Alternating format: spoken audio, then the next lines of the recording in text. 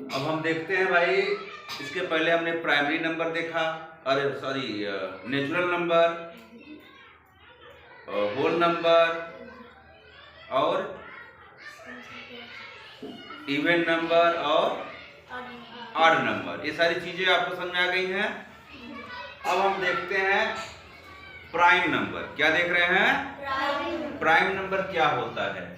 Prime number जो है हम इसको ऋण संख्या या अभाज्य संख्या भी कहते हैं।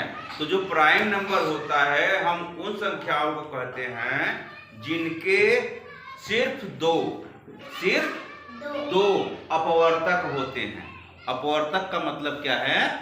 फैक्टर। ऐसी संख्या जिनके सिर्फ दो फैक्टर हो, है ना।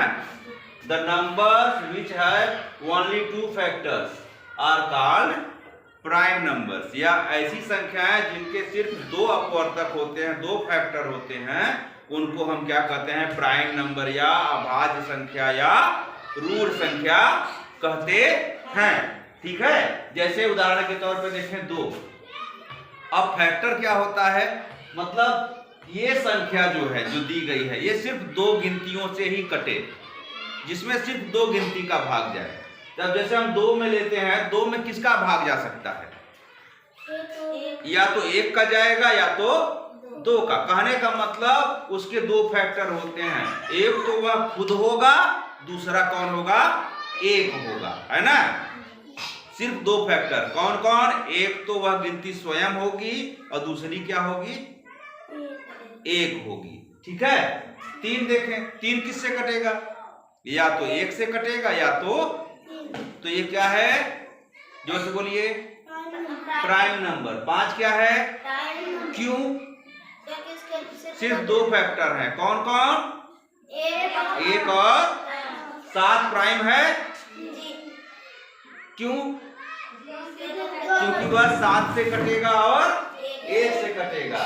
11 जोर से बोलिए। क्यों है? क्योंकि वह 11 से कटेगा और 1 से कटेगा। ये जितने भी हमने लिखा ये सब आपने ही बताया है ना। तो इन सबको हम देखते हैं कि या तो 1 से कटेंगे या तो स्वयं से कटेंगे।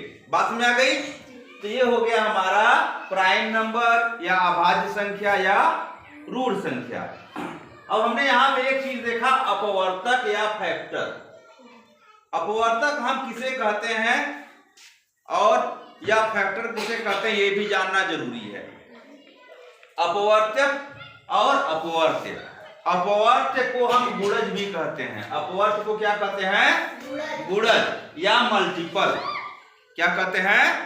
मल्टीपल। तो मल्टीपल क्या होता है? किसी भी संख्या का अपवर्त्य वह संख्या है जो उस संख्या का किसी संख्या से गुणा करने पर प्राप्त होता है।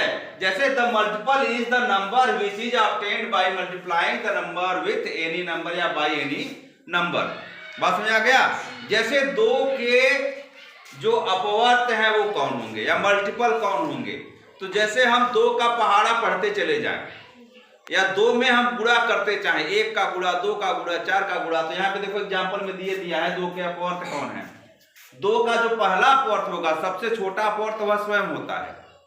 ठीक है। तो 2 में हम 1 का गुणा करेंगे तो पहला अपवर्त्य, 2 में 2 का गुणा करेंगे तो दूसरा मल्टीपल, 2 में 3 का गुणा करेंगे तो तीसरा मल्टीपल। मतलब हम देख रहे हैं कि जो अपवर्त्य होता है वह जो है या तो उस संख्या के बराबर होगा या उससे कम क्यों होगा।